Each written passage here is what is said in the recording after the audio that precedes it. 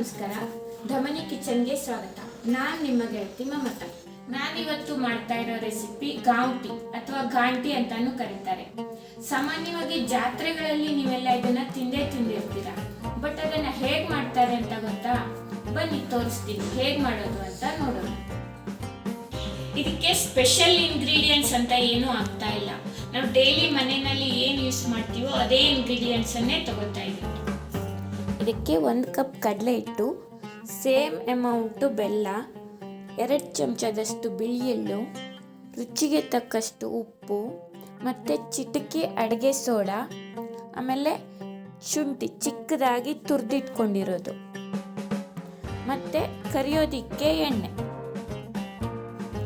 First ಕಡಲೆ ಹಿಟ್ಟನ್ನು ಕಲಿಸ್ಕೋಬೇಕು.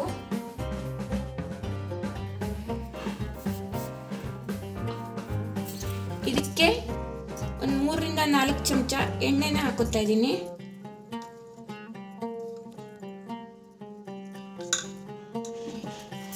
First ಇದನ್ನ ನೀಟಾಗಿ ಮಿಕ್ಸ್ ಮಾಡ್ಕೋಬೇಕು. ಎಣ್ಣೆ ಫುಲ್ ಕಡಲೆ ಹಿಟ್ಟಿ ಜೊತೆ ನೀಟಾಗಿ ಹೊಂದ್ಕೋಬೇಕು.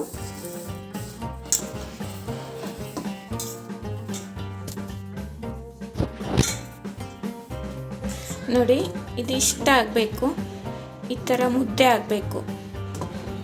ನೆಕ್ಸ್ಟು ಇದಕ್ಕೆ ಸ್ವಲ್ಪ ಸೋಡಾ, ಆಮೇಲೆ ರುಚಿಗೆ ತಕ್ಕಷ್ಟು ಉಪ್ಪು, ಆಮೇಲೆ ಸ್ವಲ್ಪನೇ ನೀರು ಹಾಕ್ಕೊಂಡು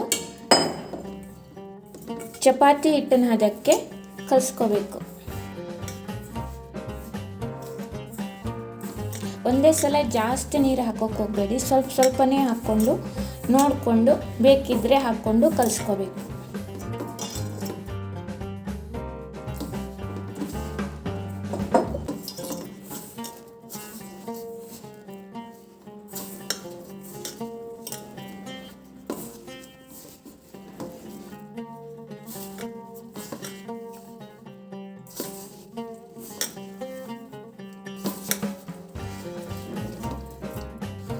ನೋಡಿ, ಇದಿಷ್ಟು ಗಟ್ಟಿ ಇದ್ರೆ ಸಾಕು. ಇವಾಗ ಇದಕ್ಕೆ ಸ್ವಲ್ಪ ಎಣ್ಣೆ ಹಾಕೊಳ್ಳೋಣ.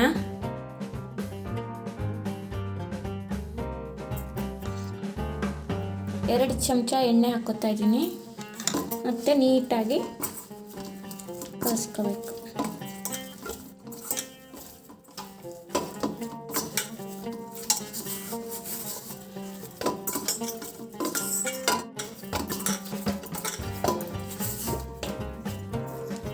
ಇಷ್ಟು ಗಟ್ಟಿ ಇರಬೇಕು.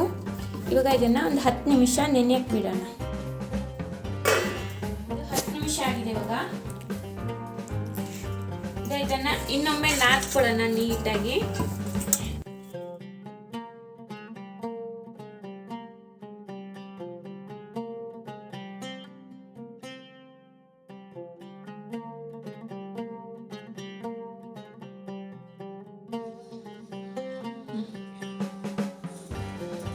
ನಂತರ ಇದನ್ನ ಇಷ್ಟಿಷ್ಟು ದೊಡ್ಡದು ಚಿಕ್ಕ ಚೂರು ಮಾಡ್ಕೊಳ್ಳೋಣ.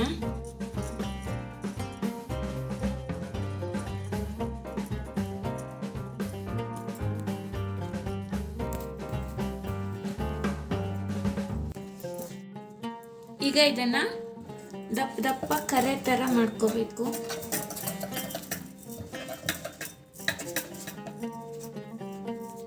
ಈ ತರ ಮಾಡ್ಕೋಬೇಕು. ಇವಿಷ್ಟನ್ನು ಇದೇ ತರ ಮಾಡ್ಕೋಬೇಕು. ಅಷ್ಟರಲ್ಲಿ ಎಣ್ಣೆ ಕಾಯಕ್ಕೆ ಇಟ್ಕೊಳ್ಳೋಣ. ಅದು ಮಾಡೋಷ್ಟೊತ್ತಿಗೆ ಎಣ್ಣೆ ಬಿಸಿಯಾಗಿರುತ್ತೆ.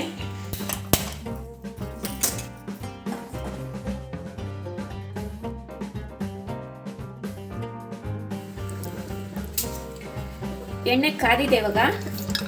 ಈಗ ಇದನ್ನ ಒಂದೊಂದಾಗಿ ಎಣ್ಣೆಲಿ ಬಿಟ್ಕೊಳ್ಳೋಣ.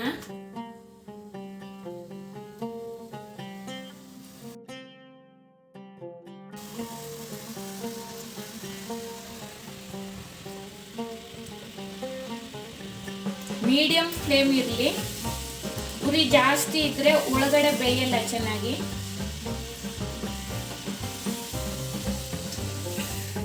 ಇದು ಚೆನ್ನಾಗಿ ಬೆಂದು ಕೆಂಪಾಗಿ ಗರ್ಗರಿ ಆಗಬೇಕು.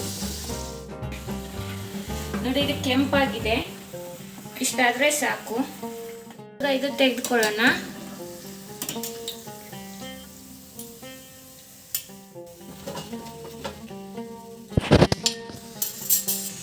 ಈ ಥರ ಉಳಿದಿರೋದನ್ನು ಎಲ್ಲ ಹೀಗೆ ಕರ್ಕೊಳ್ಳೋಣ.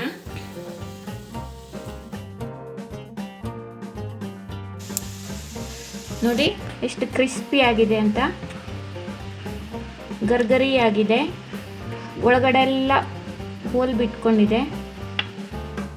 ಇದಿವಾಗ ಎಲ್ಲ ಕರ್ದಿಟ್ಕೊಂಡಾಗಿದೆ. 1 ಕಪ್ ಕಡಲೆ ಹಿಟ್ಟಲ್ಲಿ ನೋಡಿ ಇಷ್ಟೊಂದಾಗಿದೆ.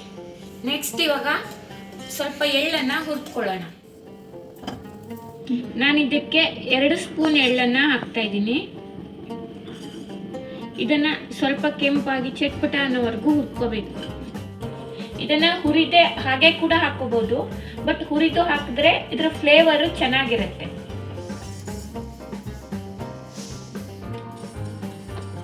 ಇಷ್ಟು ಸಾಕು. ಇದನ್ನ ಒಂದು ಬೌಲ್ನಲ್ಲಿ ಹಾಕಿಟ್ಕೊಳ್ಳೋಣ. ಇಷ್ಟು ಮತ್ತಿದೇ ಕಡಾಯಿನಲ್ಲಿ ಬೆಲ್ಲ ಕರಗಿಸ್ಕೊಳ್ಳೋಣ.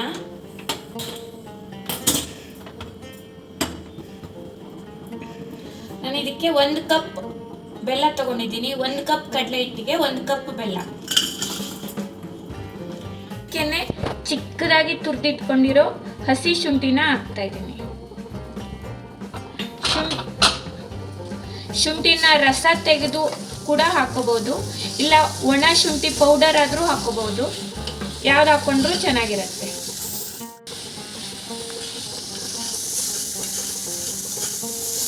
ನೋಡಿ ಇದು ಮೆಲ್ಟ್ ಆಗ್ತಾ ಇದೆ ಇವಾಗ.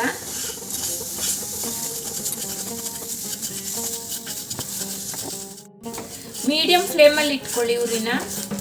ಹೈ ಫ್ಲೇಮಲ್ಲಿ ಇದ್ರೆ ತಳ ಇಟ್ಕೊಂಡ್ಬಿಡುತ್ತೆ. ಬೆಲ್ಲ ನೀಟಾಗಿ ಮೆಲ್ಟ್ ಆಗೋದಕ್ಕೋಸ್ಕರ 2 ರಿಂದ 3 ಸ್ಪೂನು ನೀರು ಹಾಕೋತಾ ಇದ್ದೀನಿ.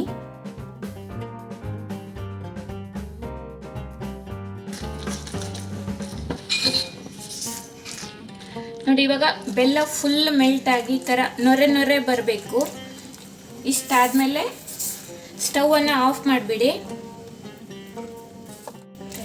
ಇದಕ್ಕೆ ನಾನು ಹುರಿದಿಟ್ಕೊಂಡಿರೋ ಎಳ್ಳನ್ನು ಹಾಕ್ತಾ ಇದ್ದೀನಿ. ಅರ್ಧ ಮಾತ್ರ ಹಾಕೋತೀನಿ, ಇನ್ನರ್ಧ ಆಮೇಲೆ ಹಾಕೋತೀನಿ. ನಾವು ಕರ್ದಿಟ್ಕೊಂಡಿರೋ ಕರೆನ ಹಾಕೋಬೇಕು.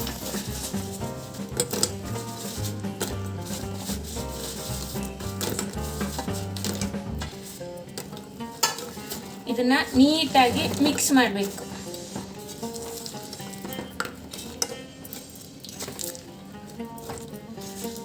ಬೆಲ್ಲದ ಪಾಕ ಎಲ್ಲದಕ್ಕೂ ನೀಟಾಗಿ ಅಂಟ್ಕೋಬೇಕು.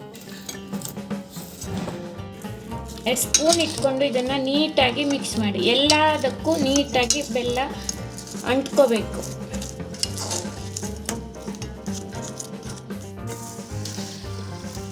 ನೋಡಿ ಇವಾಗ ಎಲ್ಲದಕ್ಕೂ ಸ್ಪ್ರೆಡ್ ಆಗಿದೆ ಬೆಲ್ಲ.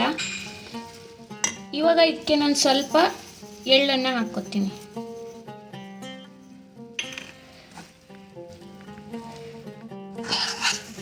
ಬೆಲ್ಲದ ಪಾಕ ಫುಲ್ ಗಟ್ಟಿ ಆಗೋವರೆಗೂ ಮಿಕ್ಸ್ ಮಾಡಬೇಕು.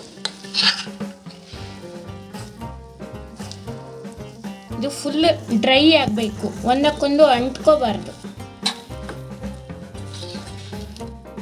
ಮಿಕ್ಸ್ ಮಾಡೋದಿಕ್ಕೆ ಬೇಕಿದ್ರೆ ದೊಡ್ಡ ಅಗಲ ಪಾತ್ರೆನಲ್ಲಿ ಹಾಕೊಂಡ್ರೆ ಚೆನ್ನಾಗಿರುತ್ತೆ.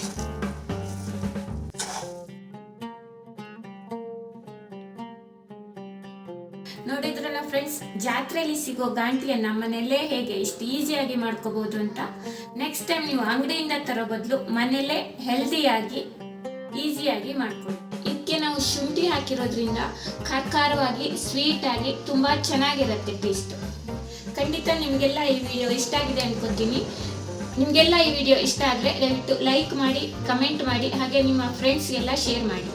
Thank you for watching. Meet you in the next video. Until then, take care. Bye bye.